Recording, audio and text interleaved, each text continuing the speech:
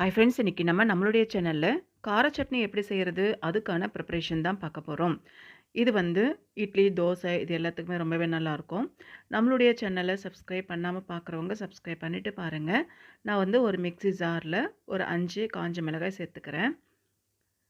ஒரு முழு பூண்டு நான் தோல் உரித்து சேர்த்துக்கிறேன். 2 பழுத்து தக்காளி சேர்த்துக்கிறேன்.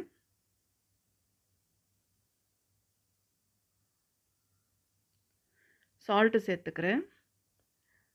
மஞ்சள் தூள் கொஞ்சம் சேர்த்துக்கிறேன். ரெட் சில்லி பவுடர் 1 டீஸ்பூன் அளவுக்கு நான் சேர்த்துக்கிறேன். கார சட்னி நல்லா கலர் கொடுக்கும் இது. மூடிட்டு அரைச்சிடலாம். ஒரு பேனில் ஆயில் விட்டுட்டு கடுகு, உளுத்தம்பருப்பு, சீரகம் சேர்த்துக்கலாம்.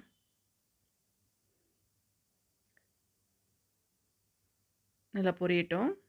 கருவேப்பிலை சேர்த்துக்கிறேன். இப்போ நம்ம அரைச்சி வச்சுருந்தோம் இல்லையா, அதை வந்து இந்த ஆயிலில் சேர்த்துடலாம்.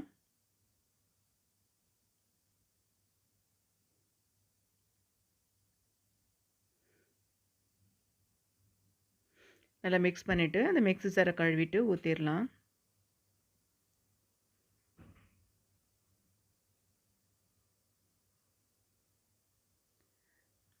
இப்போ நல்லா கிளறி விட்டுட்டு தண்ணியாக இருக்குல்ல, ஒரு 10 நிமிஷம் நம்ம குக் பண்ணிக்கிட்டோன்னா நல்லா தண்ணியெல்லாம் சுண்டி வந்துடும். ஒரு 10 நிமிஷம் கழித்து நம்ம ஓப்பன் பண்ணலாம். நல்லா சுண்டி வந்திருக்கு பாருங்கள். இப்போ நல்லா கிளறி விட்டுடலாம்.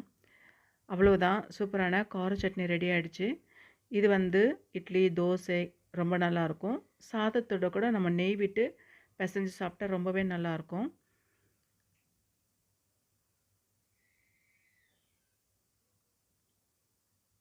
இட்லி, தோசை பிடிக்காதவங்க கூட இதை கொடுத்தா நிறையவே சாப்பிடுவாங்க.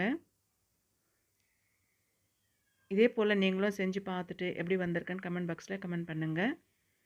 தேங்க்யூ.